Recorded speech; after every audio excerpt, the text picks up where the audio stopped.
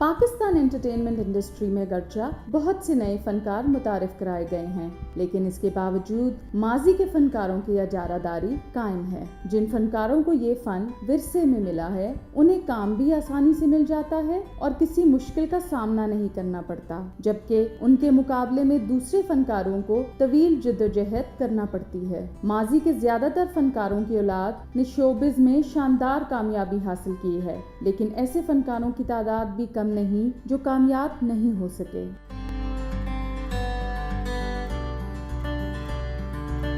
लॉलीवुड के सुपरस्टार वहीद मुराद के बेटे आदिल मुराद ने अदाकारी के शोबे में किस्मत आजमाई, लेकिन वो ना तो फिल्म और ना ही ड्रामे में कामयाब हो सके। सुल्तान राही के बेटे हैदर सुल्तान भी कई साल काम करने के बावजूद अभी तक इंडस्ट्री में जगह नहीं बना सके। मुस्तफा कुरैशी के बेटे आमिर कुरैशी ने वालिद के नक्शे कदम पर चलते हुए फिल्म और टीवी पर कामयाबी हासिल की।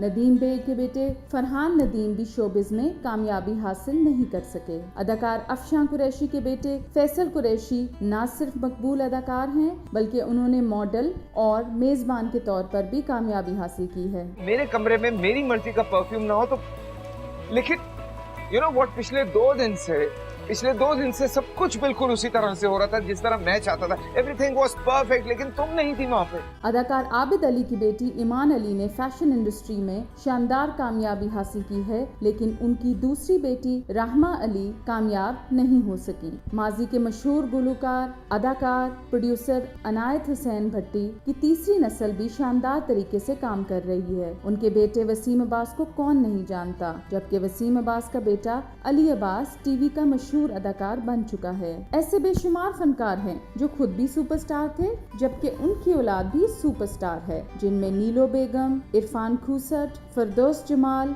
सलाहुद्दीन, निशो बेगम, सीमी राहील, नवाज चांडियो, बुशरा अंसारी, फरीहा जबी, अस्मा अब्बास और सबा फैसल समेत बहुत से दीगर फनकार शामिल हैं।